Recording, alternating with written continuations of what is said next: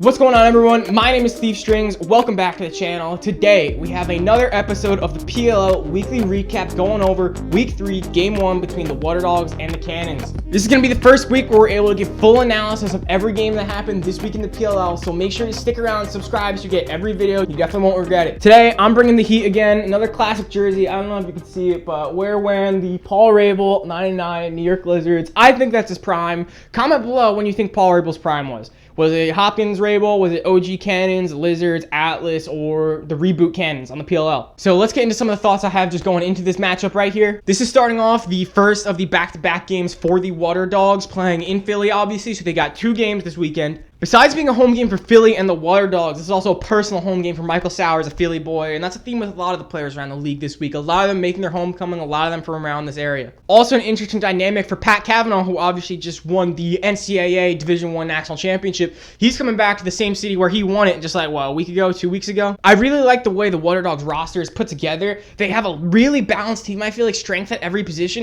besides that one glaring hole at the faceoff X. They don't even dress a faceoff guy. And when you got Zach Currier taking your faceoffs against legit pros, you know, obviously the 8 best faceoff guys in the world are in this league. I just don't see how they're going to have success there. Also, this might get me in a little bit of trouble, but I had a comment of mine make the illustrious No Context Lacrosse page the other day. I'll put it on screen here. I'm not giving any more context other than that. As you guys know, I'm a Redwoods fan, so I do miss seeing Garrett Apple out there putting in an absolute work. I don't miss the penalties, but I do miss that hard-nosed mentality. Also, this game definitely has a big element of family dynamics here. We got the Kavanagh brothers. We got the Curse brothers. Who else we got? I'm forgetting one pair of brothers. Oh, the Holmans, I guess not brothers, but obviously Marcus Holman and his dad coaching. Gonna be interesting to see how that family dynamic plays out. Also interesting how many pairs of brothers there are in lacrosse. You got the Gates, you got the Powells, you got the Thompsons, you've got the Kurtz, you got the Holmans, not brothers, but still a family dynamic. Plenty more I'm forgetting about. There's so many combinations of brothers. All right, let's not waste any more time. Let's get right into the game highlights. All right, so Michael Sowers gets us started off scoring with the first goal in just a couple of minutes, and then right after the face-off, after that first goal, Zach Currier shows off his versatility with a nifty over-the-head, like one-handed kind of check with a short stick, which to me, I feel like an over-the-head with a short stick honestly might look a little better than with a long pole. They're both great, obviously, both, you know, hype plays, pump-up plays, but how could you not love seeing a short stick make a play like that? So nothing super interesting goes on here for really a long period in this corner. Zach Currier comes back with another nice play. He gets this underhand shot from distance, almost a 2-pointer. But one thing I noticed here when I was looking at the replay, what is up with this dude's right calf? What is that? It looks like there's an alien growing in his leg. That's not just muscle.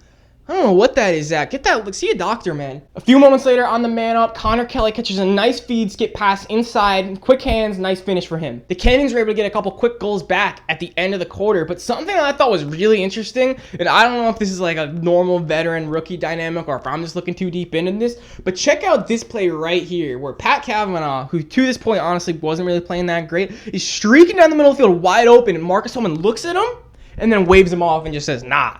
I don't know if that just like a little bit of hazing, a little bit of welcome to the team kind of thing. You're not getting it so easy, but I mean, Marcus Holman, like, throw that. Now I have some trust in your boy. So kicking off the scoring in the second quarter, Kieran McArdle gets a goal for the Waterdogs, and I really like this guy's play style. He never seems to force it. He always gets his goals and his touches within the flow of the game, and right here, I mean, he scores like just seemingly out of nothing right now. I mean, he throws that little pump fake real quick, and then, I don't know, it didn't seem like this play was really like drawn up for him necessarily. He kind of just finds a little pocket, makes some space for himself, and lets one go, and hey, it falls for him. Great play from him. This game was pretty close the entire way, all the way down the stretch, and the game never really got out of hands for both sides. The Cannons come right back with an answer. You got Matt Campbell with a 2-pointer ripper from right at the top of the key. Looking really sweet. How could you hate a top shredder banger like that? There was another interesting play this quarter involving Pat Kavanagh where he goes to take a shot on the run. He's got a decent amount of space. Not like he was wide open, but he definitely had a lot of room, and the shot just looked awkward. Like his release on it, he didn't look super confident, and that was kind of the theme for this first half.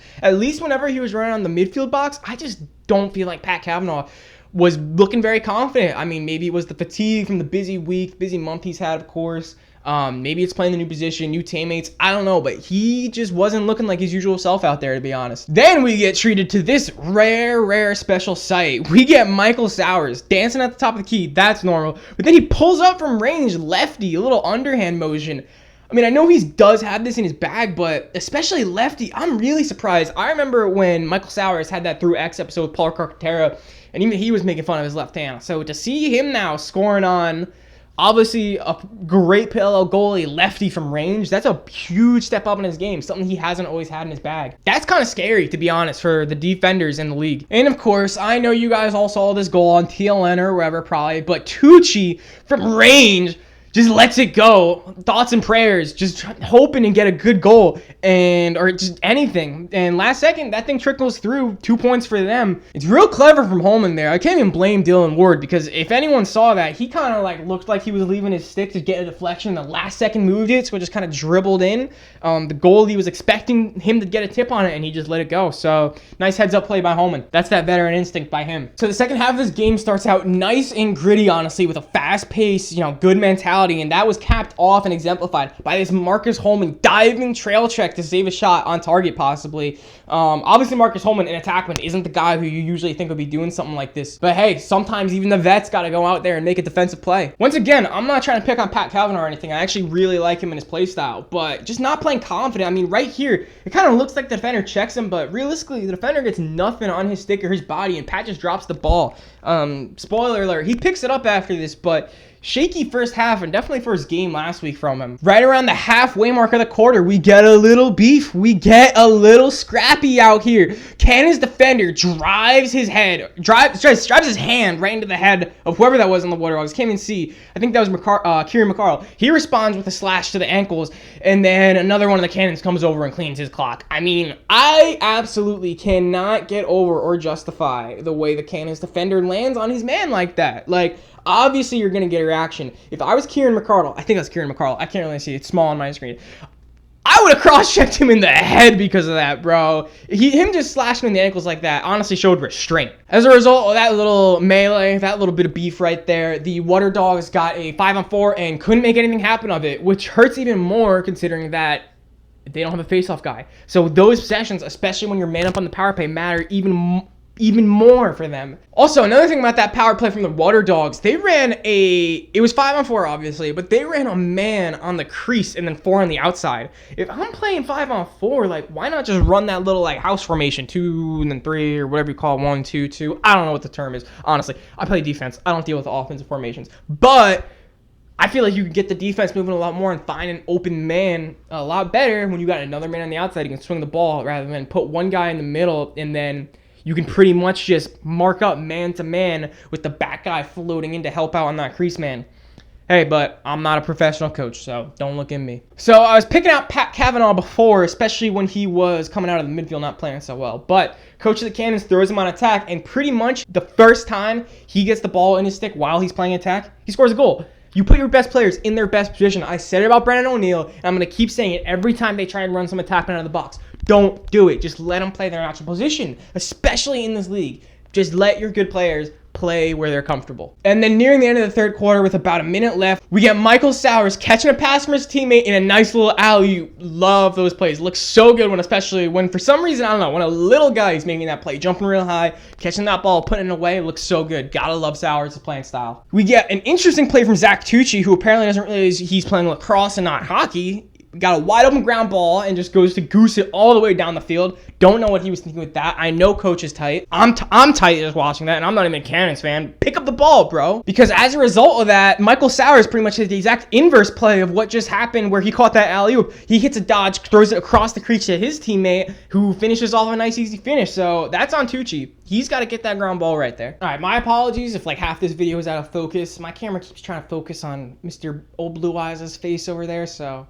I put the Woody in front of him. Hopefully that helps. So coming into the fourth quarter, this game is all tied up. 10 goals apiece between these two teams. Let's see how they can battle it out in the fourth. Now, the fourth quarter was definitely a battle. It was back and forth, not scoring. Both teams had some great opportunities, but neither of them could cash that. And that's exemplified by this great save that Curse makes. Really just want to emphasize, this was a great defensive half. Both teams had some good looks, great effort, but Curse, man, how do you get there? How do you bend for that? How do you react to that? That was robbery. Ugh. Great play by my Rutgers boy right there. About a minute later in the game, after a shot that kind of dribbles out behind the net, we get the rare 3-person dive. Love seeing this kind of effort, especially at this level, but this is a really close, really gritty game that you're going to win on energy. So you really love seeing that from both sides. Doing everything they can to win makes for great entertainment for me, the spectator. So, love to see it. Now, I got to come up with a name for this tendency that Ryder Gardensy Michael Sowers has. I got to figure out a better term for it, but both these guys get laid out, absolutely trucked at least once a game. I mean, I know they're both slightly smaller guys. You kind of expect it, but they put themselves in bad positions too.